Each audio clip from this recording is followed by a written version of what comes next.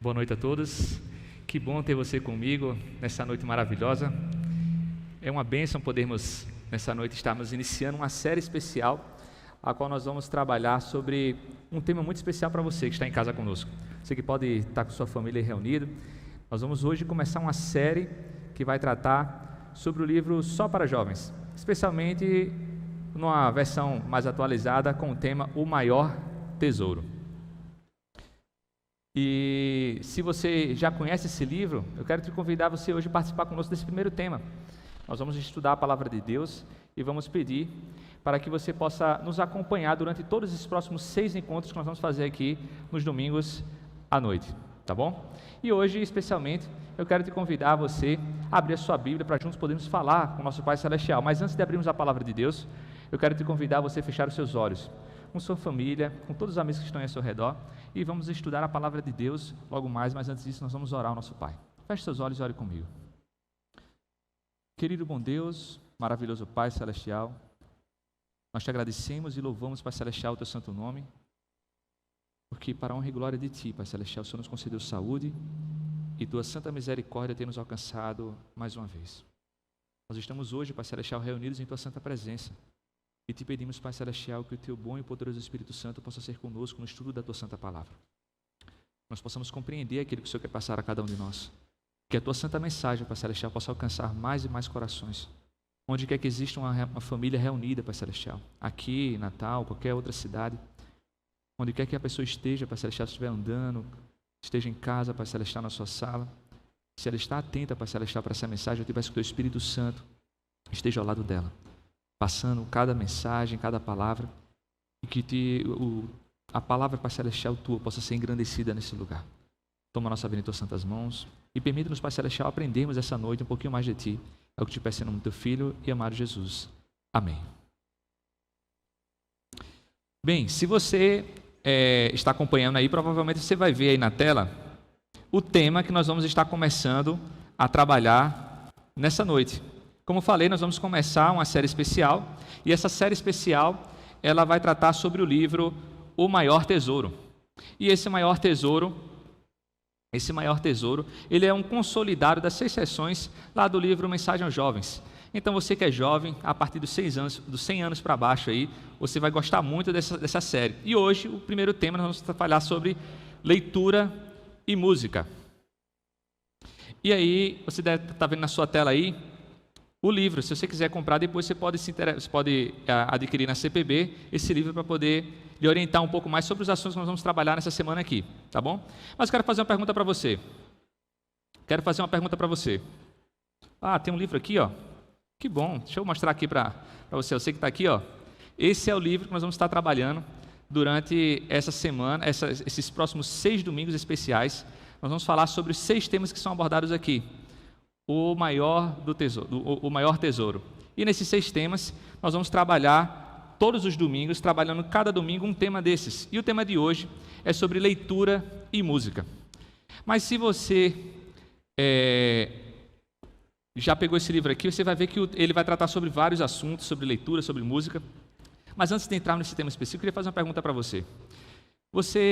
Se você tivesse a oportunidade de, nos últimos momentos da sua vida, pedir uma coisa, o que você pediria? Eu não sei se você sabe, mas lá nos Estados Unidos, alguns estados permitem a aplicação da pena de morte.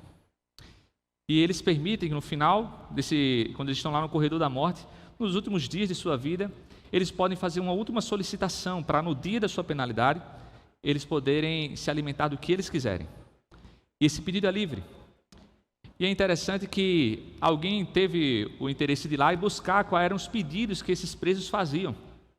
E você deve estar vendo aí na tela, eu vou colocar apenas 3 exemplos de alguns presos que estavam condenados no corredor da morte. E o pedido que ele fez. No último dia da sua vida, ele teve o direito de pedir alguma coisa e ele pediu, esse pedido que vai estar mostrando aí na sua tela. Esse que está apresentando aí, esse daqui é uma informação apresentada pela Super Interessante. Ela pegou os 8 pedidos mais curiosos. E aí eu trouxe apenas 3, por exemplo, aqui para vocês. Esse daí pediu apenas uma azeitona preta com caroço. O nome dele é Robert, e o crime dele foi assassinato de uma garota de 11 anos. Ele foi executado no ano de 2002 por injeção letal em Ohio. O próximo é considerado o mais exagerado. Esse daí ele pediu 5 enchilas, ou seja, panquecas, com queijo e cebola, anéis de cebola, 8 pedaços de frango de frito, 8 pedaços de frango assado, 8 pimentas, 10 tacos completos com recheio de carne, queijo, cebola e molho, 4 cheeseburgers duplos com queijo duplo e bacon duplo, uma bisteca grelhada sem osso e com molho e uma torta de pêssego. Esse daí foi condenado pelo crime de assassinato durante um roubo no ano de 2006, no estado do Texas. E o mais conhecido, o preso mais famoso, é Saddam Hussein. E a apresentação, a informação dada na revista, diz que o pedido dele foi arroz com frango e água quente com mel, ou então hambúrgueres com batata frita. Ele foi condenado por crimes contra a humanidade no ano de 2006 e foi enforcado lá no Iraque. Por que eu trouxe essas informações? Para que você pudesse se perguntar, poxa, o que tem a ver isso? É interessante que quando nós somos confrontados com a informação que nós estamos a morrer, aquela informação última, as nossas últimas palavras, nossos últimos pedidos, eles são muito importantes. É comum até no meio de um velório as pessoas perguntarem, poxa, qual foi as últimas palavras dessa pessoa, quem se encontrou com ele ou com ela nesses últimos momentos? As pessoas dão muita atenção para essas atitudes que são tomadas no final da sua vida. E eis aqui alguns homens que estavam condenados à morte e que no último momento da sua vida tiveram a oportunidade de pedir algo, e eles pediram isso que a gente acabou de ver. Mas existe uma situação muito parecida de um servo do Senhor que também estava no corredor da morte. E foi dada a oportunidade para que ele pedisse algo. E é sobre esse assunto que nós vamos estudar nessa noite. Por isso que eu quero lhe convidar a você abrir a sua Bíblia no livro de 2 Timóteo. Livro de 2 Timóteo, capítulo 4, do versículo 6 em diante.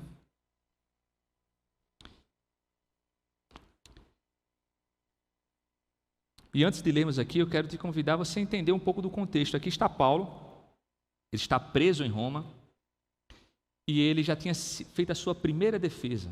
E no início da carta de Paulo a 2 Timóteo, a sua segunda carta ao seu filho na fé, Timóteo, ele já fala e diz, olha, eu estive lá, fiz a minha defesa, mas ninguém foi a meu favor.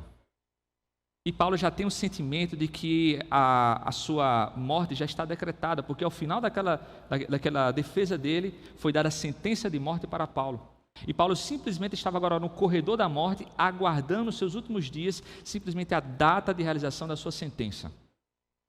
E Paulo agora está escrevendo ao seu filho na fé, Timóteo. E agora nós estamos no final da carta de Paulo. E exatamente nesse momento, no capítulo 4, que ele começa a dizer assim, ele diz, quanto a mim, estou sendo já oferecido por libação, e o tempo da minha partida é chegado. Eu combati o bom combate, completei a carreira, guardei a fé. Já agora a coroa da justiça me está guardada, a qual o Senhor, reto juiz, me dará naquele dia, e não somente a mim, mas também a todos quanto amam a sua vinda. E ele continua, e ele falando para Timóteo, ele diz, olha, procura vir ter comigo depressa, porque Demas, tendo amado o presente século, me abandonou e se foi para a Tessalônica. Crescente foi para a Galácia, Tito para a Dalmácia. Somente Lucas está comigo. Toma contigo Marcos e traze-o, pois me é útil para o ministério. Quanto a Tíquico, mandei-o a Éfeso. E ele finaliza no versículo 13 dizendo assim, quando vieres, traze a capa que deixei em Troade, em casa de Carpo, bem como os livros, especialmente os pergaminhos. Você já parou para pensar o que é que Paulo está fazendo aqui? Ele está nos últimos momentos da vida dele. Ele está escrevendo a carta da prisão, preso em uma masmorra. E os últimos trechos dos versículos que nós lemos aqui falam que ele não estava com mais ninguém além de Lucas, que estava ali com ele. E ele diz, olha, por favor, vem depressa, mas por favor, traga comigo 3 coisas. Ele pede a capa, os livros e os pergaminhos. Eu fico me perguntando como alguém em uma situação que está a ponto de morrer, com a sua morte já decretada, pede para que nos últimos momentos de sua vida ele tenha agora uma capa, livros e que também tenha os seus pergaminhos. Sabe, o apóstolo Paulo, ele tinha pregado a palavra de Deus por todas as regiões. E para a honra e glória de Deus, ele tinha trazido muitos para consigo. O próprio Timóteo era filho dele na fé. Mas agora Paulo está decretado a sua morte. E na primeira situação, essa é a segunda vez que Paulo é preso, na primeira situação, Paulo pôde se defender. A acusação para com ele era dos judeus. Ele pôde se defender e ele conseguiu ser liberto. Mas agora Paulo sabe que não há mais situação para ele ser liberto depois disso daqui. Porque ele já havia sido dada a sua pena de morte. E agora escrevendo ao seu filho na fé, ele diz... Agora escrevendo ao seu filho na fé, ele diz: olha, meu filho, vem depressa, porque eu sei que não há mais tempo. Eu preciso que você traga para mim a minha capa, os meus livros e também os pergaminhos. Paulo, ele sabia muito bem da importância da leitura da palavra de Deus. Ele mesmo escreveu muitos dos livros que estão aqui no Novo Testamento. Mas no momento da sua morte, quando o seu fim estava próximo, eu me admiro com esse homem, porque quando todas as coisas estavam difíceis, quando ele estava preso na masmorra, e a sua morte já estava decretada, ele sabia que o seu fim se aproximava, a coisa que ele pediu para trazer para si foi que viesse para ele livros, para que ele pudesse ler, e os pergaminhos, que são parte da Escritura. Boa parte da Escritura foi escrita em pergaminhos. Inclusive, algumas das cartas de Paulo, que quem sabe ele estivesse redigindo, estivesse escrevendo ali naquela época, foram esses dos itens que ele também pediu para trazer. E o homem de Deus, quando ele está nos seus últimos dias, a coisa mais importante que ele quer se apegar é a palavra de Deus. Louvado seja Deus por isso. Sabe, nós muitas vezes menosprezamos o poder da leitura. E Paulo, ele sabia disso, é por isso que nos seus últimos momentos de vida ele pediu para que trouxesse livros e os pergaminhos para que ele pudesse estar ali, nos últimos momentos da sua vida, meditando e se consagrando na palavra do Senhor. Louvado seja Deus. Mas não foi somente isso. Ele também, em outra circunstância, quando ele estava bem, escrevendo agora a sua primeira carta a Timóteo, veja o que é que ele fala. Primeira carta a Timóteo, no capítulo 4 também, agora versículo 11 até o 16. Deve estar sendo projetado na tela para você, então acompanha comigo. Diz assim, Paulo escrevendo a Timóteo, ele diz assim, ordena e ensina estas coisas, ninguém despreze a tua mocidade, pelo contrário, torna-te padrão dos fiéis, na palavra, no procedimento, no amor, na fé, na pureza. Até a minha chegada, aplica-te à leitura, à exortação, ao ensino. Não te faças negligente para com o dom que há em ti, o qual te foi concedido mediante a profecia, com imposição de mãos do presbítero. Medita estas coisas e nelas ser diligente, para que o teu progresso a todos seja manifesto. E ele finaliza dizendo: tem cuidado de ti mesmo e da doutrina. Continua nestes deveres, ou seja, se diligenciando na leitura, porque fazendo assim salvarás tanto a ti mesmo como aos teus ouvintes. Amém? Veja que Paulo ele dá uma ênfase e uma importância para a questão da leitura. Ele sabia que a leitura da palavra de Deus transforma. Nós sabemos que a fé ela vem pelo ouvir e ouvir da palavra de Deus. Esse livro, qual nós temos em nossa mão, é um livro poderoso.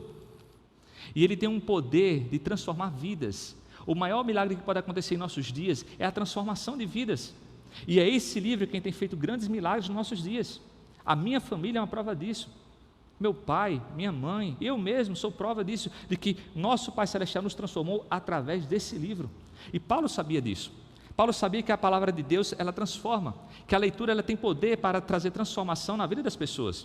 E é por isso que ele falou isso para o seu servo Timóteo. E é por isso que no fim da sua vida, ele pediu para que estivesse próximo deles ali, os livros e os pergaminhos. Mas sabe que a leitura, ela não somente transforma para o bem. E é por isso que nesse livro, a qual nós estamos estudando nessa série, aqui, ele vai falar dos poderes em que a leitura pode trazer para o mal. E veja o que a Ellen White fala nesse livro aqui, na página 10. Acompanhe comigo. Diz assim, Satanás sabe que a mente é afetada em alto grau por aquilo de que se alimenta. está na página 10 desse livro. Ele sabe que o que alimenta a nossa mente nos transforma. Em outros momentos, Ellen White falou até assim, ela disse, olha, nós somos mudados por aquilo que nós contemplamos. Isso é uma verdade. Tudo aquilo que você tem acesso, aquilo que você vê, aquilo que você ouve, aquilo que você lê, de alguma maneira vai transformar um pouquinho da sua vida. E é por isso que nós devemos nos preocupar com aquilo que nós vamos ler. Quando nós tomamos a iniciativa de ler a palavra de Deus, nós sabemos que o resultado dessa iniciativa ela é boa, porque essa aqui é a palavra de Deus, ela transforma a nossa vida. Mas quando eu começo agora a dispensar o meu tempo para estudar outras coisas e ler outras coisas, eu preciso saber se aquilo vai me trazer um bom ou um mau resultado. E ela diz que Satanás sabe que a nossa mente ela pode ser mudada por aquilo que nós contemplamos. E é por isso que quando agora eu me coloco à disposição para poder fazer a leitura de coisas que não são devidas, isso começa a transformar também a minha vida. Acompanhe comigo o que é que ela fala em outra passagem também nesse livro, agora na página 25, ela diz assim, a mente que se permite absorver com a leitura de contos, ela é arruinada.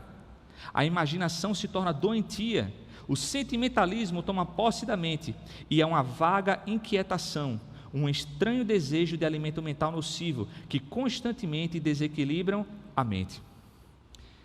Ellen White sabia disso e por saber disso, ela comenta que, olha, quando as pessoas se dão tempo com a leitura de contos, isso acaba arruinando a vida dela, a imaginação se torna doentia, o sentimentalismo toma posse da mente e há uma vaga inquietação, um estranho desejo de alimento mental nocivo que constantemente desequilibram a mente.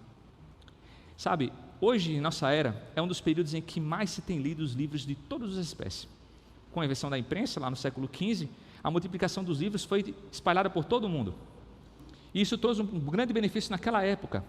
Mas, a partir de então, todos os tipos de livros têm sido escritos, e as pessoas têm tido acesso a todo tipo de conteúdo. E hoje, um dos temas mais lidos são ficção, romance. E eu conheço alguns colegas meus que se dedicam tanto tempo à leitura de livros que não tem nenhum fundamento, nenhuma utilidade, que passam semanas e semanas lendo séries e séries de livros, para no final simplesmente ter a sensação e a satisfação de entender um conflito de um vampiro com uma menina, ou então de entender a situação de um jovem que depois é dotado de talentos de magia e vai ser direcionado para uma escola. E ao final das contas a gente se pergunta, o que isso trouxe de proveito para essa pessoa? Rodrigo Silva, ele fala uma coisa interessante. Ele diz que em nossos dias nunca se leu tanto, nunca se teve tanta informação, mas nunca as pessoas foram tão iletradas culturalmente, porque a pessoa sabe muito de algo que não tem retorno nenhum. Eu conheço algumas pessoas que sabem falar um idioma que é apresentado em um filme, que não existe na vida real, mas a pessoa se diligenciou bastante tempo e dedicação para aprender um idioma que é apresentado em uma série. Aquilo não se aplica em nada na vida, a não ser para a satisfação do prazer momentâneo. Veja quanto tempo desperdiçado. E pessoas trabalham, passam dias, noites, semanas lendo coisas que não vão trazer retorno algum. E Ellen White fala sobre isso. Nós entendemos aqui, nós vimos isso. Veja só o que Ellen White fala mais, ainda nesse livro. A próxima, ele diz: meu querido amigo jovem, pergunte a sua própria experiência quanto à influência de histórias excitantes. Você pode, depois de tal leitura, abrir a Bíblia e ler com interesse as palavras da vida, não vai achar o livro de Deus desinteressante? E ela continua: o encantamento daquela história de amor domina a mente, destruindo a imaginação saudável e tornando-lhe impossível fixar a atenção nas verdades importantes e solenes que dizem respeito ao seu bem-estar eterno. O que ela está querendo falar com isso aqui? Quando nós nos deparamos com informações que são exageradas, isso distorce a nossa realidade. Isso acontece com tudo. Sabe, pessoas que têm acesso à pornografia, com o passar do tempo, elas não têm mais prazer na relação íntima normal, real. Isso é comprovado cientificamente. E agora as pessoas que se dedicam exclusivamente à ficção, a romance, a itens que estão descritos nos livros, que não são parte da estrutura real de nossa vida, Ellen White fala, depois que você lê um livro de ficção, vou citar aqui um exemplo, Harry Potter, depois que você lê toda aquela série de livros, depois que você se desgastou, se desmembrou para ler tudo aquilo ali, quando você vai ler a palavra de Deus, você ainda vai sentir prazer? Depois de você ver tudo o que acontece lá, envolvimento com magia, com ocultismo, tantas coisas que são apresentadas lá, coisas que sua mente começa a criar um mundo que não existe, como se fosse uma realidade em paralelo, e você foge da realidade aqui, e quando termina tudo aquilo, ela pergunta, você vai achar interessante realmente ler a Bíblia depois de você ler um livro desse? Você vai começar agora a buscar na palavra de Deus algo tão excitante quanto aquele livro que você leu, e aí você vai olhar agora para a palavra de Deus e vai dizer assim, isso daqui não é algo que me interessa. Você vai começar a perder pouco a pouco o interesse pela palavra de Deus, e isso vai gerar esse desinteresse, e pouco a pouco você vai começar a se afastar do Senhor. Isso é um mal terrível, e em nossos dias muitas pessoas têm feito isso. Eu canso de você ver no metrô, no shopping, nos ônibus, as pessoas andando com livros e lendo livros que não dizem respeito à palavra do Senhor, sabe? E isso de alguma maneira tem começado a fazer com que as pessoas venham agora imaginar que a vida como ela é aqui na realidade deveria ser como está lá no livro. Jovens que estão apreciando um romance querem encontrar agora um homem perfeito como está lá no livro. Mulheres que leem livros que tratam com relação à intimidade sexual querem agora buscar no seu esposo a mesma relação de homem que ela viu lá no livro. E isso afeta toda a realidade. E cada vez mais meninos e meninas têm sido infelizes nos nossos dias simplesmente porque têm dado atenção a livros que não trazem nenhum conteúdo para o benefício eterno da palavra de Deus. Veja o que Ellen White também fala, um pouco mais à frente. Também agora, não somente com relação a livros, mas com relação à música também. Ela diz assim, quando usada para fins adequados, a música é uma bênção, mas é muitas vezes usada como um dos mais atrativos meios de Satanás para enganar pessoas. Isso também é verdade. Isso aqui, sabe, meus amados, se aplica a tudo. Deixa eu falar uma coisa para vocês. Livro, música, filme, séries, todos esses conteúdos ao qual você tem acesso, todos esses itens podem ser utilizados para o bem, assim como também podem ser utilizados para o mal. Agora veja a situação em que nós estamos hoje. Eu saio aqui pelas ruas e eu vejo criancinhas de 6, 7 anos de idade dançando e rebolando seus corpos ao som de uma música de fundo, de funk. E eu me pergunto, qual é o futuro de uma criança dessa? Em que tão pequenininha já está envolvida na erotização do seu corpo. Em que situação ela se encontra? E isso simplesmente, às vezes você vê do lado os pais aplaudindo a situação daquela dali. E ela realmente fala, olha, a música quando bem utilizada, ela é uma bênção, mas é muitas vezes utilizada como um dos mais atrativos meios de Satanás para enganar as pessoas. E olha que Satanás sabe manejar muito bem a música. O objetivo da música, ele foi criado por Deus para ser uma ferramenta de adoração e exaltação ao nosso Pai Celestial. Mas o inimigo distorceu isso de uma maneira tão terrível que faz com que a própria depravação humana possa ser contemplada em uma música e as pessoas aplaudam de pé letras que depreciam a pessoa de uma mulher ou de um homem, infelizmente. Veja o que Ellen White fala com relação ao que deveria ser aplicado o poder da música em nossos dias. Ela diz assim, na página 26, no livro Só para Jovens, ou aqui o Maior Tesouro, ela diz assim, a melodia de louvor é a atmosfera do céu, e quando o céu entra em contato com a terra, a música e cântico, ação de graça e voz de melodia. Esse era o desejo de Deus, de que as músicas envolvessem o nosso lar, a nossa casa, e trouxessem a atmosfera do céu para o nosso lar. Não que você permita que o seu filho, a sua filha, ou até mesmo você, dê um mau exemplo, escutando músicas que simplesmente a letra depreciam toda a harmonia que deveria ter entre a minha imagem e a imagem de Deus. Como filhos do Senhor, eu preciso buscar que em minha casa, em meu lar, onde quer que eu esteja, a atmosfera celestial venha ser uma realidade através das melodias celestiais. Eu queria mostrar para você aqui, mais à frente vai estar sendo apresentado para você um quadro de uma pesquisa feita pelo próprio Netflix. A Netflix ela fez uma pesquisa entre todos os seus usuários e ela tentou estimar mais ou menos quanto tempo cada usuário passava assistindo ou conectado ali com os aplicativos, quer seja pela televisão, pelo smartphone, assistindo séries, qualquer vídeo que está contemplado lá na Netflix, apenas Netflix. E olha o que está aparecendo aí na tela para você. Olha o que diz aí. Ela pegou tudo isso, transformou em horas, dividiu pela quantidade de utilizadores que tem na sua plataforma e transformou isso em utilização por dia. E o que ela chegou à conclusão? Que a média, durante todo o ano, por dia, é de que uma pessoa ela assiste pelo menos 71 minutos de filmes na plataforma do Netflix. Já parou para pensar? Das 24 horas do dia que você tem, 71 minutos, 1 hora e 11 minutos são utilizadas só para esse aplicativo, Netflix. E ela faz depois outra comparação, um site pega essas informações e compara. E ela diz, olha, atualmente as pessoas gastam 39 minutos com socialização. No momento que você conversa com as pessoas, você interage com os outros ali, 36 minutos com a família. É praticamente a metade do tempo que as pessoas gastam no Netflix. 27 minutos no Facebook. 17 minutos se exercitando. E apenas 16 minutos lendo. Então, olha para tudo isso. Uma pessoa que passou 71 minutos por dia, se você fizer os cálculos aí, durante 365 dias, vai dar aproximadamente uns 18 dias direto, de 24 horas, desde o primeiro dia até o 18º dia, simplesmente assistindo Netflix. E aí eu lhe pergunto, depois desses 18 dias, maratonando séries, assistindo filmes, passando dias e noites, o que é que isso acrescentou na sua vida espiritual?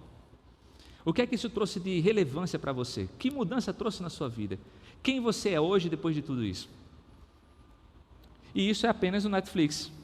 Se somarmos aqui YouTube, Instagram, os outros que não estão contemplados aqui, imagina quanto tempo nossos jovens têm passado hoje envolvidos com plataformas digitais e que muitas vezes não traz nenhum retorno para a vida espiritual. Isso é um mal terrível.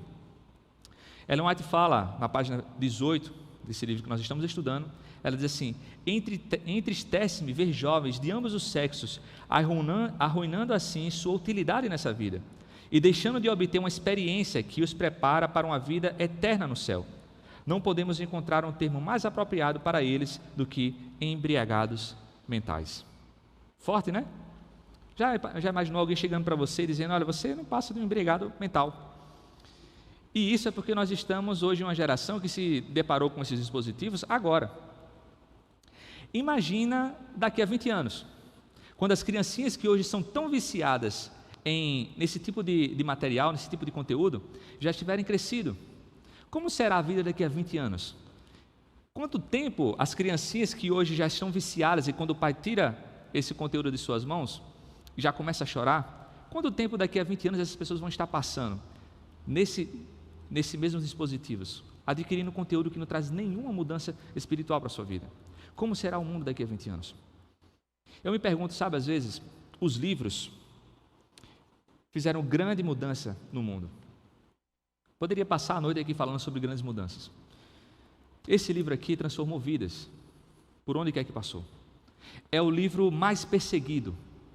Esse daqui é o livro mais amado. Esse já foi o livro mais queimado. Esse é o livro mais impresso de toda a história da humanidade.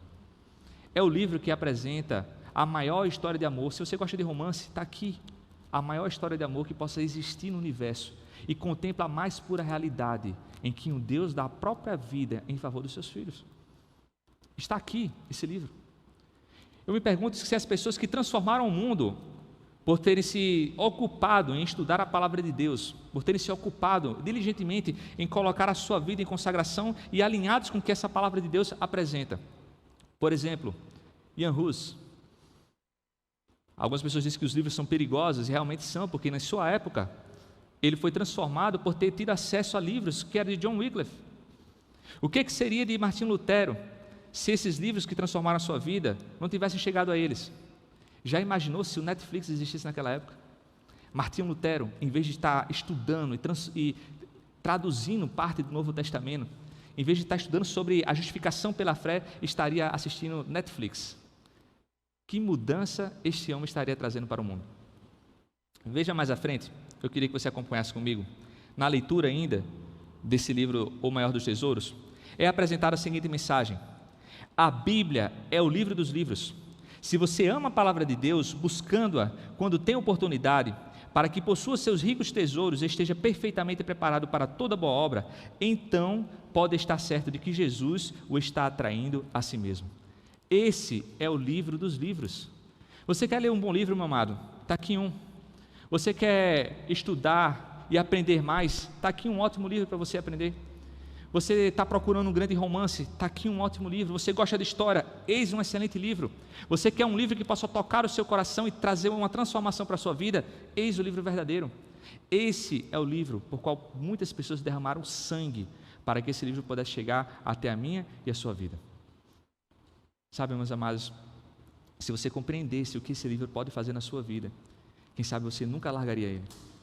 É por isso que quando Paulo, no corredor da morte, já sabendo que a sua sentença de morte estava decretada, ao falar do bom combate que ele combateu durante toda a sua vida, relembrar sua carreira espiritual, ainda nos últimos instantes de sua vida, ele tem um único pedido a fazer: que ele traga a sua capa para lhe acometer do frio, a qual ele estava na masmorra, mas que ele trouxesse também os livros e os pergaminhos, porque Paulo não queria passar os últimos momentos de sua vida sem que tivesse ao seu lado o livro dos livros, aquele que transformou a sua vida, a mensagem e a palavra daquele que se encontrou com ele e transformou a sua vida por completo.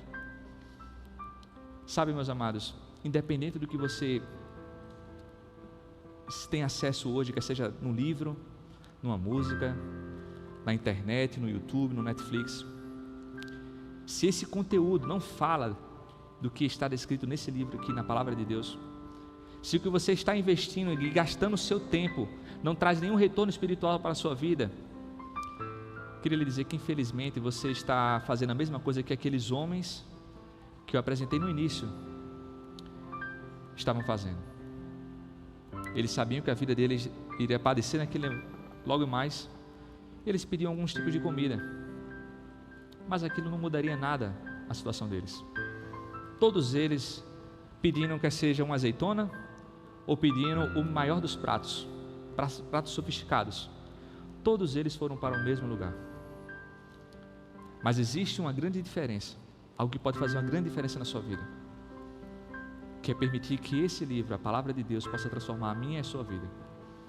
E quando você fizer isso, independente de onde você esteja, ainda que esteja no corredor da morte, como Paulo estava, inocentemente sendo acusado de um crime que não cometeu, ainda assim, tendo ao seu lado a palavra de Deus, ele confiava e sabia que a sua salvação estava guardada. Louvado seja Deus. E é por isso que ele falou as seguintes palavras. Eu quero encerrar com isso daqui com você. Está em 2 Timóteo, capítulo 4, no versículo 6, ele diz assim: quanto a mim, estou sendo já oferecido por libação, e o tempo da minha partida é chegado. Eu combati o bom combate, eu completei a carreira, eu guardei a fé. Já agora a coroa da justiça me está guardada, a qual o Senhor, reto juiz, me dará naquele dia, e não somente a mim, mas também a todos quanto amam a sua vinda. Você gostaria de ter essa certeza? De que ainda que você já soubesse que a sua morte está decretada, ainda assim você tem essa certeza de que a sua coroa da justiça está guardada? Nós precisamos investir o nosso tempo nesse livro e nos consagrar diariamente para que esse livro possa me transformar diariamente, a tal ponto de, mesmo estando diante dos poderosos do mundo, a ponto de o meu decreto de morte ter sido lançado, eu ainda assim permanecer inabalável diante do meu Deus. Você quer ter a sua vida transformada? Você quer que o Espírito Santo molde o seu caráter? Ele prepare para que quando Jesus voltar nas nuvens do céu, você esteja preparado? Você está no lugar certo. Você está na situação hoje de poder se entregar nas mãos do Senhor e deixar que Ele possa lhe transformar por completo. Próximo domingo nós voltaremos aqui, estaremos dando continuidade ao 2º capítulo desse livro. E você é nosso convidado para estar conosco. Mas antes de encerrar, eu quero orar com você. E eu queria deixar uma mensagem final para você, que está em Filipenses capítulo 4, versículo 8. Paulo também, escrevendo essas palavras aqui, ele diz a seguinte mensagem: finalmente, irmãos, tudo que é verdadeiro, tudo que é respeitável, tudo que é justo, tudo que é puro, tudo que é amável, tudo que é de boa fama, se alguma virtude há e se algum louvor existe, seja isso o que ocupe o vosso pensamento. Amém? Que durante essa semana maravilhosa você possa aplicar os ensinamentos desse versículo, em que tudo que você vai ter acesso, quer seja lendo um livro, no Netflix, no YouTube, qualquer conteúdo ao qual você vá investir tempo, você se faça essas perguntas e você filtre e comece a partir de então permitir que somente coisas que possam trazer consequências eternas na sua vida, para o bem, você possa absorver. Feche seus olhos e vamos orar. Querido bom Deus, maravilhoso Pai Celestial, louvado, glorificado, exaltado venha ser o Teu santo nome, Pai. Nós louvamos a Ti, ó Deus, porque o Senhor é misericordioso para conosco e para a honra e glória do Teu santo nome, Pai Celestial, as Tuas misericórdias nos alcançam todos os dias. E nós queremos, Pai Celestial, Te pedir por esse irmão que está em casa, por essa irmã que está nos assistindo, que nessa noite, Pai Celestial, teve acesso a essa mensagem Tua, e que quem sabe percebeu que tem investido muito tempo, Pai Celestial, em coisas que não vão trazer nenhum resultado. Que o Senhor possa, Pai Celestial, enviar o Teu Espírito Santo para trazer sabedoria e discernimento para cada um deles. E que todos nós, Pai Celestial, como uma família em Ti, possamos entender que nós precisamos investir o nosso tempo naquilo que realmente vai trazer resultado para nossas vidas. E começarmos, Pai Celestial, agora a nos dedicar cada vez mais ao estudo da Tua Santa Palavra. E temos a bênção, Pai Celestial, de sermos transformados por ela. E podemos olhar para o passado e louvar o Teu santo nome e Te agradecer, porque até aqui o Senhor tem nos ajudado, Pai. Até aqui o Teu Espírito Santo tem nos transformado. E apesar de estarmos longe, Pai Celestial, da perfeição que é o Senhor, nós temos a certeza que nós estamos no caminho certo. E estamos indo em Tua santa direção, Pai. Até aquele grande dia que o Senhor voltará nas nuvens do céu para buscar a cada um de nós e nos reunirmos, Pai Celestial, novamente como uma família perfeita diante de Ti. Até lá, permita-nos, Pai Celestial, termos ao nosso lado os livros que o Senhor deixou aqui. Esses 66 livros que estão em um conjunto chamado Bíblia, que hoje nós conhecemos como a Tua Santa Palavra, possa estar ao nosso lado, por onde quer que nós possamos ir. E se algum dia, Pai Celestial, se levantar o inimigo de Deus a voltar a perseguir, nós possamos, ainda que não temos ela fisicamente em nossas mãos, nós possamos ter ela em nossa mente e em nosso coração. E que a Tua Santa Mensagem continue sendo pregada a toda raça, tribo e nação, para a honra e glória do Teu santo nome. É o que nós pedimos em nome do Teu Filho e amado Jesus. Amém. Que Deus te abençoe, meu querido irmão, que você tenha uma semana maravilhosa na presença do nosso bom Deus.